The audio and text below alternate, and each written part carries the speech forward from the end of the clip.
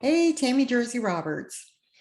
We're wrapping up the spring detox. So I wanted to come on and make a quick video about what to do next. How's it going? And maybe give you some pointers and tips and strategies for working yourself through week 2, because you probably figured out that this is a lifelong thing. This is not just about 14 days. And the first 7 days are when you know, the very first 7 days, the prep work was when we started cutting back on things and adding in some lemon elixir and maybe the cranberry cleanser.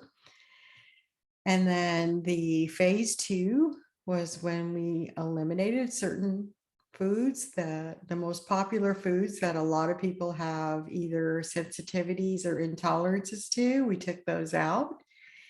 And then in phase 3, we've been adding those foods in one by one to see if our body has a reaction to them, either good or a bad reaction. So we're definitely keeping track of that in the log. But I just wanted to give you some tips on transitioning from the spring detox to bringing this into your way of life. So I had a lot of people say that, not a lot, I had a few people ask me, is it okay if I just keep eating like this? And yes, it's core. Of course it is. It's super healthy for you. But let me share my screen, and I've got a lot more information. I don't want to make this 5 hours long. Should be done in like 20 minutes or so. So spring detox, a wrap up.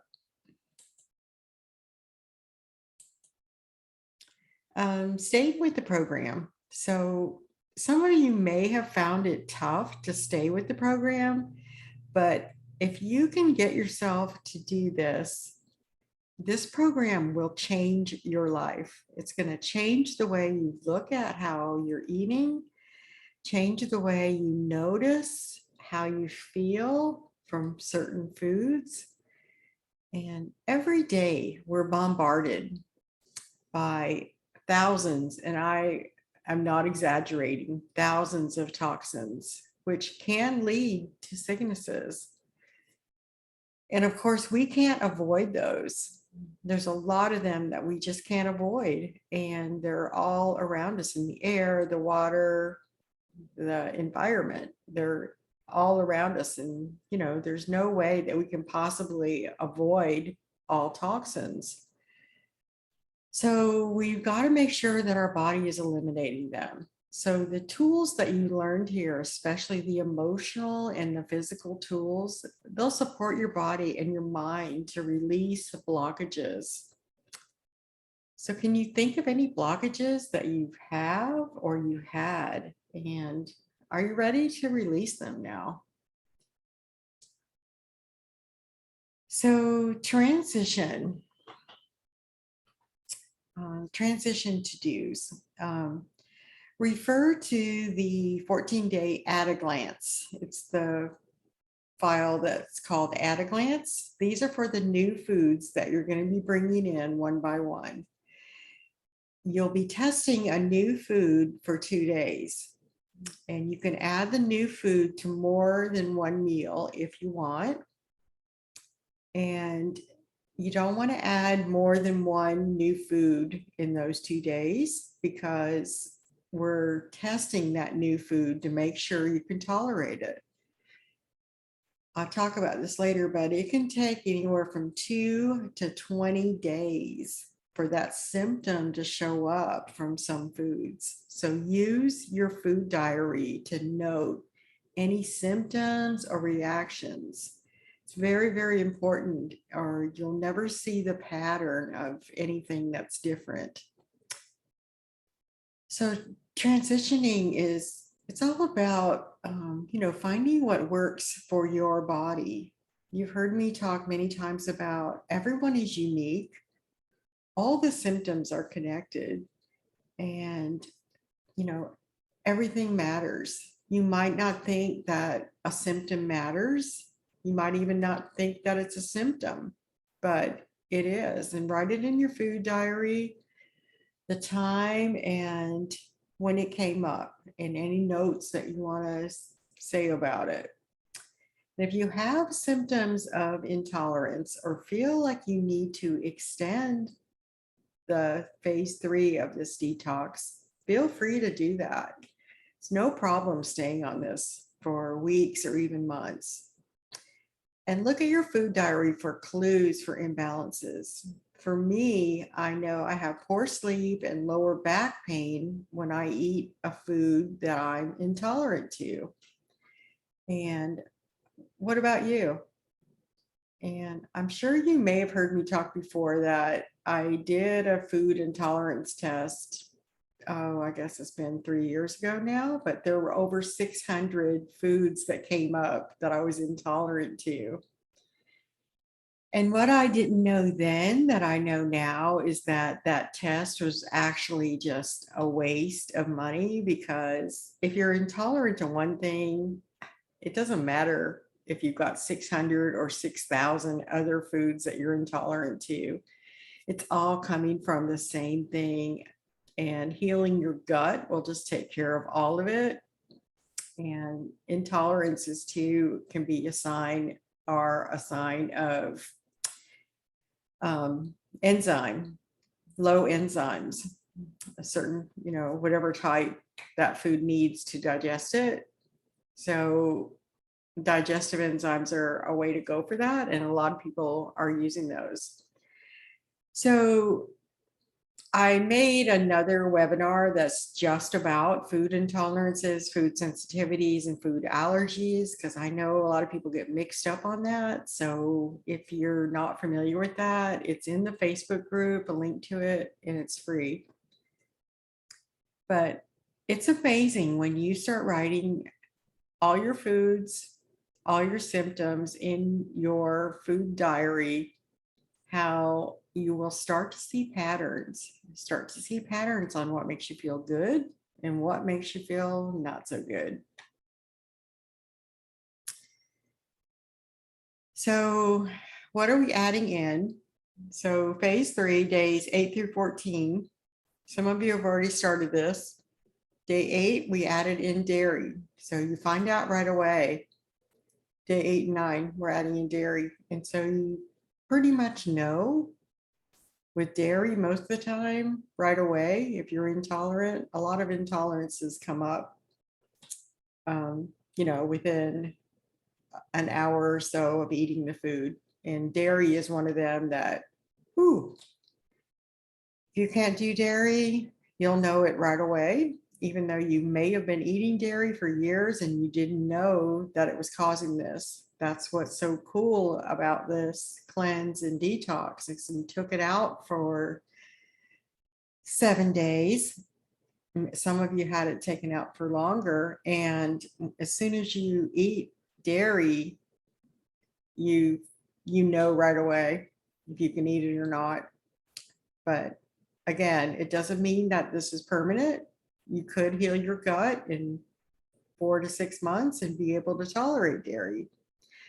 But, it's mostly preference on dairy, because there's really no nutritional reason that you would need to eat dairy.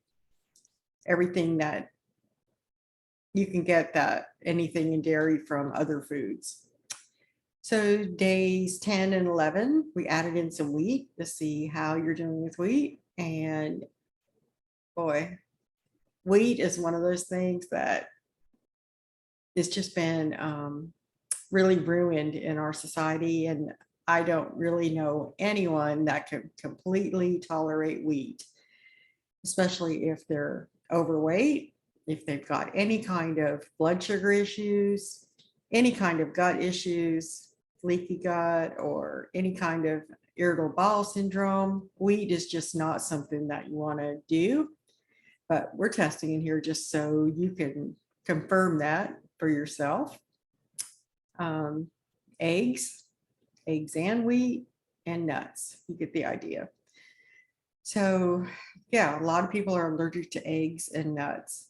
And these are not the only ones. So if you already know that you can't eat wheat or you can't eat dairy or nuts, then choose another one of the foods to test. Not a big deal.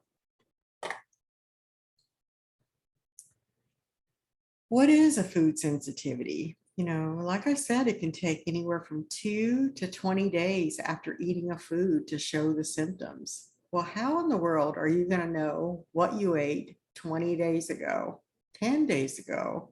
I can barely remember what I ate yesterday. So that's where the food diary comes in, because you can look back and see what you ate. And then if you start seeing the same symptoms that show up, it presents, food sensitivities. Sometimes they're very subtle symptoms. And most of the time they're not life-threatening, although sometimes they can lead to more serious conditions. And you might think it's just something that you ate like right then, but some of the things that can show up later are gas, bloating, rashes. You might have a rash or eczema for months or years, and you're not realizing that it's coming from something you could have ate 15, 20 days ago. Really wild how that happens. So, and they don't show up on any tests or anything like that. This is just something that you have to do. The food diary is the best way to figure out what it is. Digestive upsets, headaches, joint pain, anxiety. And like I said, it's usually not an anaphylactic reaction where your throat closes up or immediately life-threatening. Just basically annoying. And, they can lead to other conditions, but keep a food diary and track any symptoms that come up. Track if you're having trouble sleeping, and just write down a little bit about what's going on in your life. Keep a real diary. And what is a food intolerance? Like I said, I made a webinar especially about food intolerances, food allergies, and food sensitivities to really explain all the differences. But with the food intolerance, there usually is an immediate response. But again, it's not anaphylactic or life-threatening. It's usually feels like stomach cramps, bloating, diarrhea, constipation, headaches. There are other ones too, but those are the main ones. And a food intolerance does not involve your immune system or any antibodies. Completely separate. It's actually from not enough digestive enzymes of the type that food needs.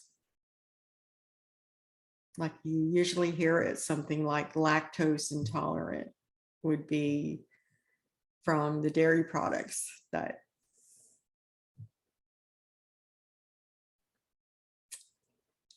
So week 2 and beyond, your transition phase. The importance of your probiotics. During the transition phase, there may be times when you have a reaction to food. It's super important to be taking a high quality probiotic. In addition, you can also drink the lemon water, drink lemon water with lemon, and drink the lemon elixir. Dandelion tea, 3 cups a day. Take Epsom salt baths. Do additional skin brushing and consume foods rich in vitamin C. But better than that, I suggesting that you take vitamin C until you've reached the limit of bowel tolerance. And for some people, if you are really low on it, which is common, you could be up to 3, 4, 5, 6,000 milligrams per day of vitamin C. And people, if they're really sick, sometimes I've heard of them up to needing like 50 to 100 milligrams per day. I mean, 100,000, excuse me, 50,000 to 100,000. And I actually go and get an intravenous IV of vitamin C and some other B vitamins in it. I go maybe once a month or so. And it's just making sure I'm covered. I'm totally healthy, but vitamin C is something that can just protect you from so many things and really give you the resilience for stress and other chronic conditions that are just so prevalent in our world right now. So I wanted to go off my screen share right now, show you the probiotics that I rotate between personally. This one is called ProBio. It's from LifeVantage, and I'm a LifeVantage distributor if you didn't know that. But the reason I like this one is because it's in a hard capsule. So if you have a weak stomach or you have trouble, swallowing stuff, this goes right down and it doesn't disintegrate in your stomach. It actually doesn't, it waits till it gets in your small intestine where you need it before it actually does its work. So this is ProBio. Anyway, if you want a link to that, I can give you one. The other one that I like to use too is the raw probiotics, the one from Garden of Life. I use the vaginal care, not necessarily because of vaginal care, but because it has 38 probiotic strains.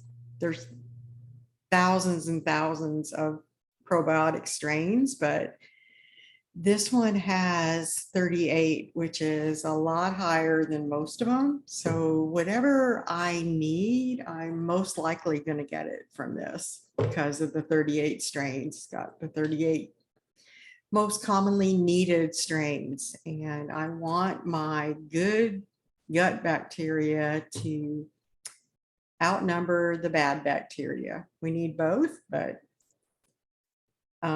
anyway, those are the two that I usually rotate between, and sometimes I'll take one for a couple of days. I'll take another one a couple of days. When I start taking one, I'll double the dosage amounts just to flood myself with some probiotics.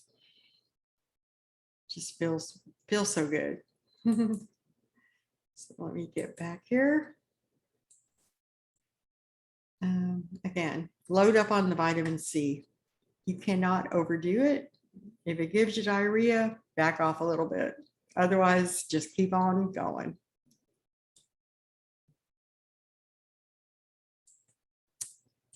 Okay, so after the program, begin to slowly introduce what you've learned into the rest of your life. Pick a daily physical or emotional support tool or two that you can continue to use for the rest of your life. And if you begin to feel a food is irritating your body after the program, all you have to do now, because you know what to do, remove the food for 7 days and then reintroduce it using the same principles that you've learned over this last 7 days. And you're going to know right away if you can do that food or not. And throughout this program too, I've been talking about things that you can do that can actually heal your gut lining. One of those is let me take this off screen share a second, but yeah, one of those is the probiotics. This will really help your gut lining heal. Another natural way you can do is to drink marshmallow root tea, about 2 to 3 cups a day. It has this mucilage stuff that just coats your gut lining and allows that mucosa to rebuild itself.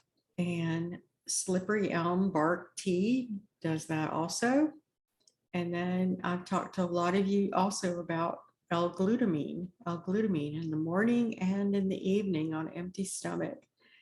It is an amino acid that helps that gut lining rebuild. Your gut lining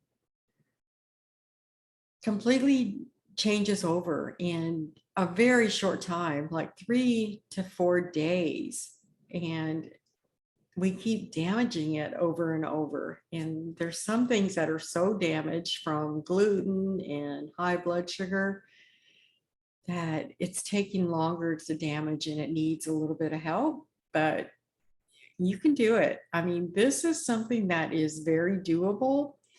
And I'm excited to, even for myself, to know that when I came into this, my blood sugars were over 200, high 180s, over 200s, sometimes even pop up to 300. But I just had a horrible leaky gut. I was nutrient deficient. I had, like I said, over 600 food tolerances.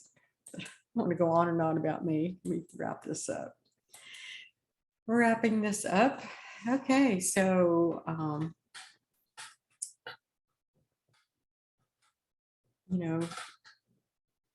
make lasting changes. There's so many things that you can do.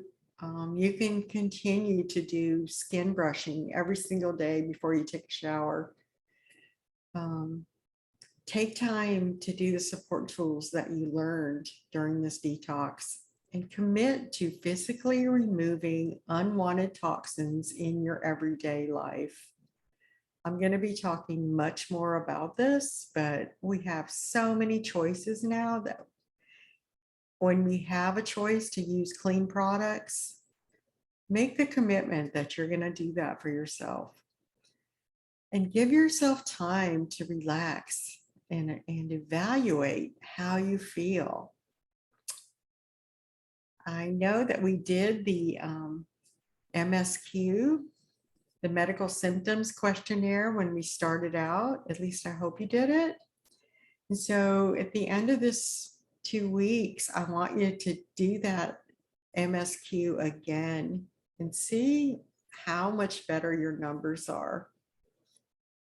And feel free to share that in the group too, because I'm pretty sure that most of you have a significant change that you notice. And so continue to drink a cup of dandelion tea every day, and continue your cranberry cleanser and your lemon water elixir. You can just keep doing these forever.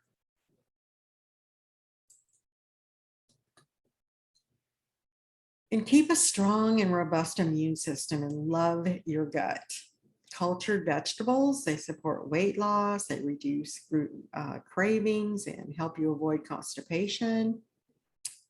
I suggest starting with about 2 tablespoons of cultured vegetables. Something like sauerkraut is simple with each meal, and then slowly increasing that to 1 tablespoon up to, from 1 tablespoon up to maybe a 1/4 cup at each meal. And Inner Eco, I guess is how you pronounce it, probiotic drink. I like that one from the store. I also really like the coconut water kefir. It's Kavita makes it. I think you've seen me in a picture of the strawberry kiwi one. Coconut milk, almond, any unsweetened and dairy-free yogurts. Coconut milk kefir, I don't know how you say it, but whatever. Anyway, non-dairy. And there's a diet called the Body Ecology Diet. They make probiotic drinks, that label. Those are great. Bubby's Cultured Foods. Those are available in the deli section of most supermarkets. They've got sauerkraut, pickles, and they're fermented the right way. And I also have a webinar on fermented foods and cultured foods and how to make those and why they're so good for you. That's free. The link's in the Facebook group, or I'll be happy to send it to you. And I have kombucha on here, but I'm not really a fan because it's made with sugar. There's so much sugar in it. And it can really make your blood sugar spike and be high. So unless you don't have any issues with your blood sugar or your weight or anything like that, kombucha is probably fine, but most of the people that I work with, it's a no. So be gentle with yourself. This is not a marathon. This is about self-love, self-care, taking time to meditate and do a physical detox tool and just love yourself. This is all about you. This is a divine detox, giving you a chance to reconnect with yourself and your spirit and just reconnect with the divine and enjoy it with all your being. And if you need more support, keep going with us. We're going to be running a group program again starting May 1st for Sugar Mastery. If you've already paid for Sugar Mastery, there's no cost for you to come in this group program starting May 1st. If you haven't paid for Sugar Mastery and you're in the spring detox, I am going to be offering $100 off. So I'll just talk to you individually about how to do that if you want to come in the Sugar Mastery group program. I'm also going to be offering a summer cleanse and detox in July, fall in September, and winter cleanse and detox in November.